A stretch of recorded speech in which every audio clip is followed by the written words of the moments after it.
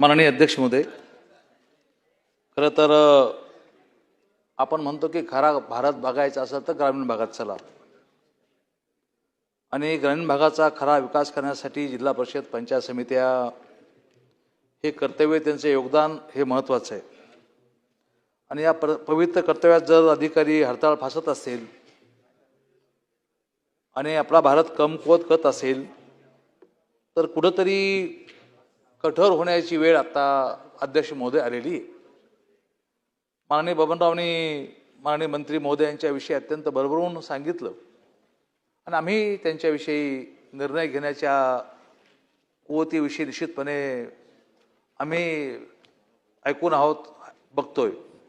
अध्यक्ष महोदय, सभागृहाचा एक सदस्य, ज्येष्ठ सदस्य, सभागृहातला मी एक सदस्य, ज्या माझ्या पंचायत समितीमध्ये मी ज्या गावात ती माझी पंचायत समिती, या पंचायत समितीमध्ये आपण उत्तरामध्ये अंशतः खरं आहे असं मान्य करतो. अशा तक्रारी प्राप्त झाल्या अशा आपण मान्य करतो. तक्रारी प्राप्त झाल्या असं आपण मान्य करतो. समिती गठीत केली ही मान्य केलं. अहवाल याला 15 दिवस लागतील हे मान्य केलं. माननीय अध्यक्ष महोदय, खरं तर माझा बेसिक 2-3 प्रश्न आहेत अध्यक्ष महोदय, की आर्थिक मागणीच्या तक्रारी रोखण्यासाठी, साहेब जरा मंत्री महोदय, ओ मंत्री महोदय एक मिनिट, आर्थिक मागणीच्या तक्रारी रोखण्यासाठी ऑनलाईन पारदर्शक निधी वितरण प्रणाली लागू करण्याच्या संदर्भातला विचार शासनाच्या विचाराधीन आहे का, हा माझा पहिला मूळ प्रश्न.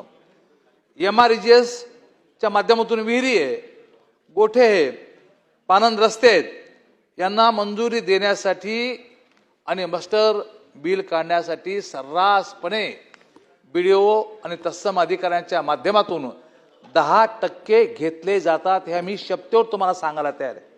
मी सांगतो, बबन लोणीकर सांगतात, या सभागृहाचे सदस्य, आणि अशी प्रथा आहे की सभागृहामध्ये एखादा सदस्य सांगत असेल तर ती गोष्ट खरी मानली पाहिजे.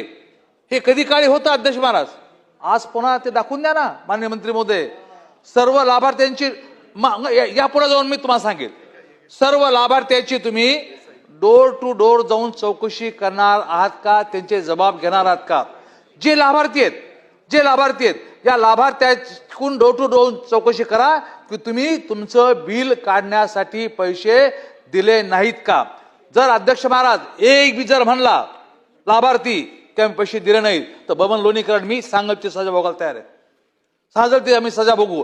प्रत्येक जो लाभार्थी आहे या प्रत्येक लाभार्थ्याकडून अध्यक्ष महोदय पैसे घेतल्याशिवाय बिल काढल्याच गेले नाही, हा आमचा दावा अध्यक्ष महाराज. त्यामुळे शासनाच्या विविध योजना आहेत, दलित वस्ती आहे, तांडा वस्ती आहे, धनगर वस्ती आहे, बिले काढण्याचे 87% या ठिकाणी घेतले येते.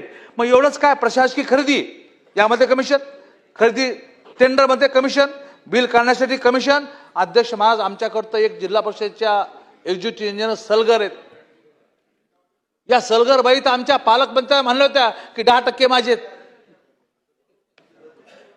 पालकमंत्र्याला म्हणल्या होत्या, नारायणराव बरोबर आहे की नाही, बबनराव बरोबर की नाही, पालकमंत्र्याला म्हणली बाई की माझे 10%च्यात ठेवा.